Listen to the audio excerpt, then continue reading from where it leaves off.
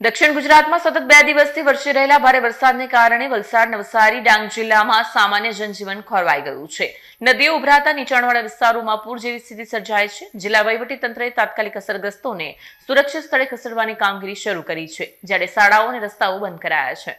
દક્ષિણ ગુજરાતમાં સતત 2 દિવસથી વરસી રહેલા ભારે વરસાદને કારણે વલસાડ, નવસારી અને ડાંગ જિલ્લામાં સામાન્ય જનજીવન ખોરવાઈ ગયું છે. આ જિલ્લાઓમાં 24 કલાકમાં 150 મિલીમીટરથી વધુ વરસાદ નોંધાયો છે. પરિણામે ઓરડી, અંબિકા અને પૂર્ણા નદીનું જળસ્તર ખતરાના નિશાનથી ઉપર વહેતા ગ્રામ્ય વિસ્તારોના તેમજ શહેરી વિસ્તારોના નીચાણવાળા વિસ્તારોમાં પાણી ઘૂસી ગયા.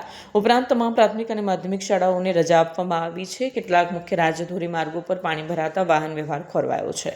વલસાડના સાંસદ ધવલ પટેલે જણાવ્યું કે નીચાણવાળા વિસ્તારોમાંથી રેસ્ક્યુ કરાયેલા લોકો માટે શાળાઓ અને સામાજિક હોલમાં આશ્રયસ્થાન ઊભા કરવામાં આવ્યા છે.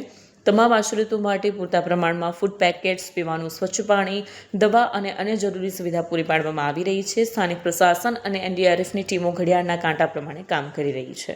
જે પૂરા દક્ષિણ ગુજરાતની અંદર અતિ ભારે વરસાદ પડ્યો છે, એમાં ખાસ કરીને આપણા વલસાડ જિલ્લાની અંદર સવારે 6 ઇંચ જેટલો વરસાદ પડ્યો હતો અને હાલ જે પ્રાથમિક જાણકારી મળી છે એ હિસાબે 7 ઇંચ વરસાદ પડ્યો છે. અમારા ચીખલી, ખેરગામ અને વાંસદાની અંદર ખાસ કરીને ચીખલી અંદર 8 ઇંચ જેટલો વરસાદ અને ડાંગ જિલ્લામાં 5 ઇંચ જેટલો અતિ ભારે વરસાદ પડ્યો છે.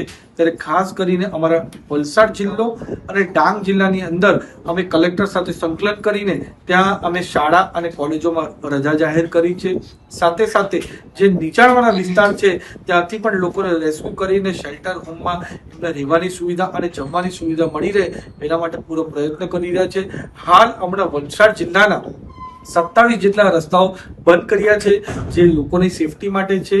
અને એ જ રીતે અમારા વાંસદાની અંદર 42 રસ્તાઓ છે, જે પણ અમે એ રીતના ઝોનમાં મૂક્યા છે કે અતિ ભારે વરસાદ આવે અને રસ્તાઓ પરથી પાણી જાય એ પણ રસ્તા બંધ કરશું. પણ હાલ એ રસ્તા ચાલી રહ્યા છે અને અમારા એનડીઆરએફની ટીમ અને એસડીઆરએફની ટીમ પૂરી રીતે સતર્ક છે.